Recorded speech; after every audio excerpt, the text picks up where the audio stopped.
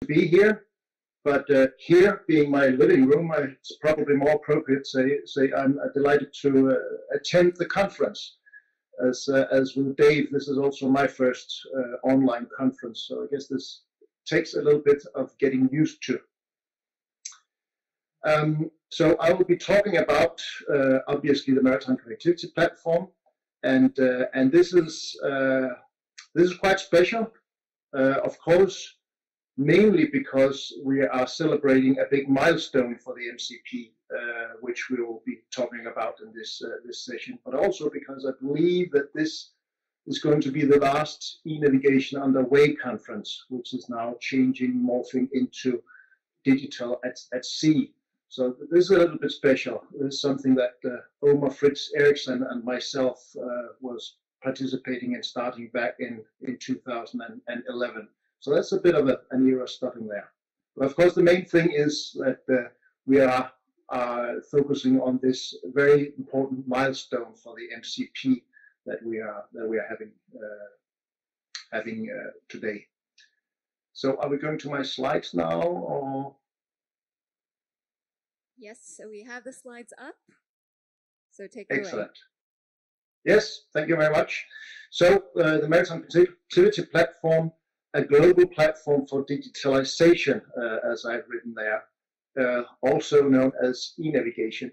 So Nick Lemon was kind enough to put up the old definition of e-navigation. So I wouldn't dare doing that again after after all these years. But in my opinion, all this talk about digitalization, it is really the same as e-navigation in my mind. I think I sense a little bit e-navigation fatigue and an urge to come up with something new and calling it digitalization. In my mind, we are really talking about the same thing. So you have heard the MCP mentioned actually quite a few times and also explained a little bit in some of the previous presentations. But even though I understand we have quite a few participants in this online event, so I am going to take the liberty on giving a very, very high level and very abstract introduction to what the MCP is and why we need it. So very high level. And next slide, please. So starting with Adam and Eve here, they want to exchange digital information. And on this planet today, using contemporary information technology, that is done using a service-oriented architecture, which also Axel was mentioning. So we have a service provider and a service consumer. They want to exchange some digital information. So they are implementing the service provisioning part of a service, and the service consumer, the consumer part of the service, linking together through the wonderful internet, and data is exchanged. Happens all the time. So what we have, of course, is the need for a lot of different people, a lot of different organizations to exchange the same kind of data, which is why we want to harmonize or standardize these services so that we can ask everybody and everybody can just implement the same service provision part of the service or the same service consumer part of the service, link together service consumer, service provider, and exchange the data. So that's the real challenge, and that is something that is still a challenge, and something that we are still struggling to get to that point where we are getting a lot of harmonized services. We have seen a lot of progress in the data harmonization, which we've also heard about with S100. There's been quite a lot of progress there. But if we don't want to run around with that on memory sticks or floppy sticks, we need some services that are able to exchange that information. But once we have these harmonized services, then we're pretty much done. We can exchange the data. Well, not quite, because the way we exchange data using the traditional equipment in the maritime world, we have, for instance, NavTix receiver, or we have AIS transponders, You basically buy an equipment that physically links you to the service, to the right communication channel and everything. So you don't have to worry about how to get the service. You basically buy the equipment that is hardwired to be able to get the information that you need. But going into the internet jungle, that's not going to be that easy. You need a way, a very reliable way to find the right services that you need. Google is not going to do it for you. We need something much more reliable, much more structured to be able to identify and find the right services. So service discoverability is one of the things that we need going into this harmonized digitalization of the maritime domain, service discoverability. But once we have found the right service and we can link the service provider and service consumer together and exchange the information, then we're done. Not quite. Next slide, please.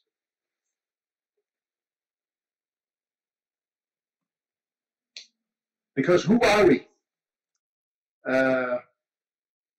When we're on the internet, we can't really tell if we are hooked up with a butcher in Moldavia or whatever. We need some way of being sure of the identities that are actually exchanging information. The vessel coming into a VTS area needs to know that the service it is connecting to is actually the VTS center that it wants to receive a service from. And the vessel sending a report to the VTS center, the VTS center needs to be sure that the vessel is actually who it says it is. So there's another need here for trusted identities and verifiable identities. So we have service discoverability as a need, a very basic need, and we have verified and trusted identities as a very basic need. And then we're pretty much good to go as long as we're both feet on the shore and we're connected to this to the wonderful internet. But as we know, the situation is not always that simple for vessels. They have certainly not a cable to the internet. They are all often connected, but not in a very reliable way. And sometimes they're using communication links that are not using the internet protocol, and sometimes they lose connection all along. So another thing we need is a way to be able to, in a reliable, resilient, and secure way, to exchange the information. So that's another element that we need, this reliable and secure, resilient way of exchanging the information. Next slide, please. So trusted and verifiable identities, service discoverability, and secure and reliable information exchange. Next slide, please. And surprise, that is actually what the MCP provides. It has these three core components: the Maritime Identity Registry, the Maritime Service Registry, and the Maritime Messaging Service. Next slide, please. And they are providing these, the Identity Registry is providing these trusted and verifiable identities. The Messaging Service is providing the service discoverability, and the Maritime Messaging Service is providing the secure, reliable information exchange. So, very good.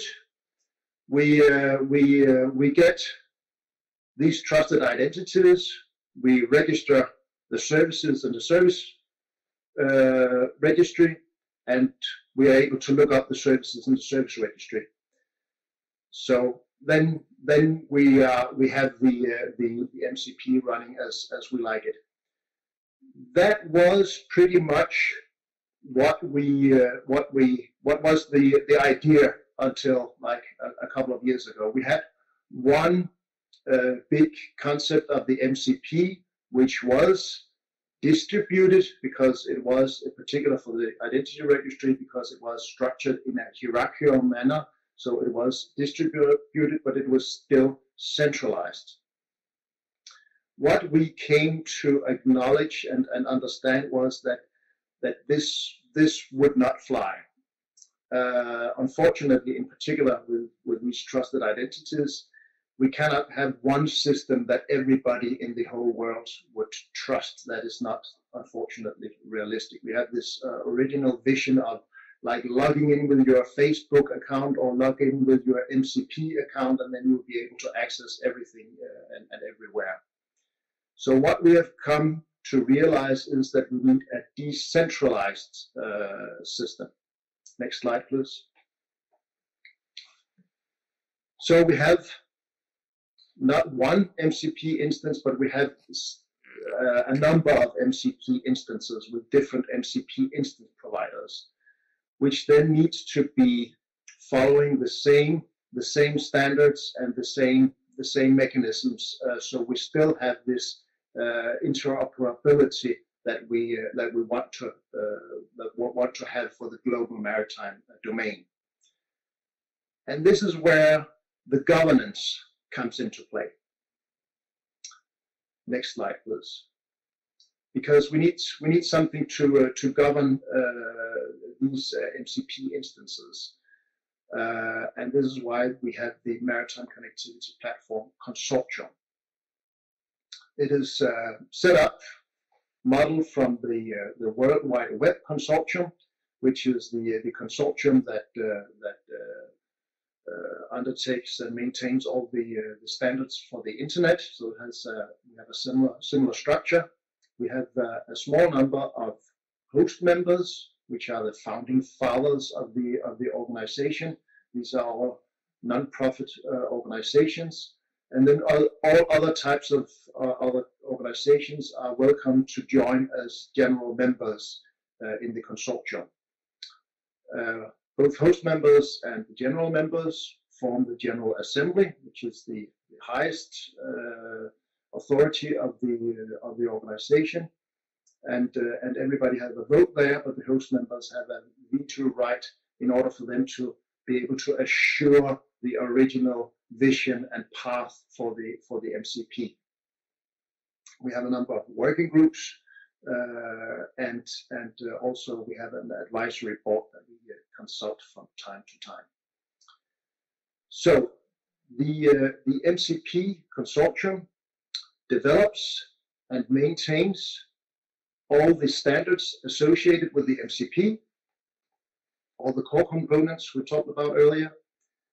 We also, or rather the members of the consortium, are maintaining an open source reference implementation of the MCP, and we also, through the members again, run an MCP test instance that everybody is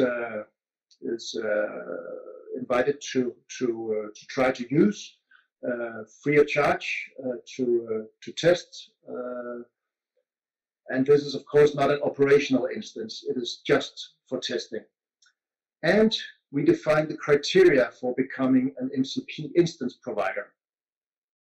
And we will also maintain a list of organizations that we have endorsed as MCP instance providers. So this was a very, very high-level introduction to what the MCP is, what it does, why we need it, and introduction to the governance of the MCP.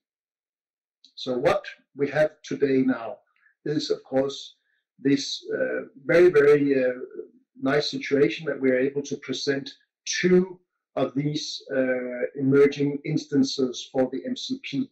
One coming out of the Smart Navigation projects and will be run by the Ministry of Ocean and Fisheries in Korea, and another one coming out of the Smart Navigation project, coming out of the STM validation project, which has established this consortium called Navalink that is also running an MCP instance. So I will follow up a little bit more about this after the presentations.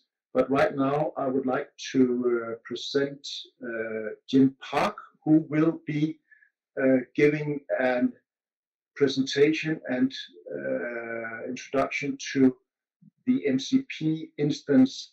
Next slide, please. As developed by the Smart Navigation Project.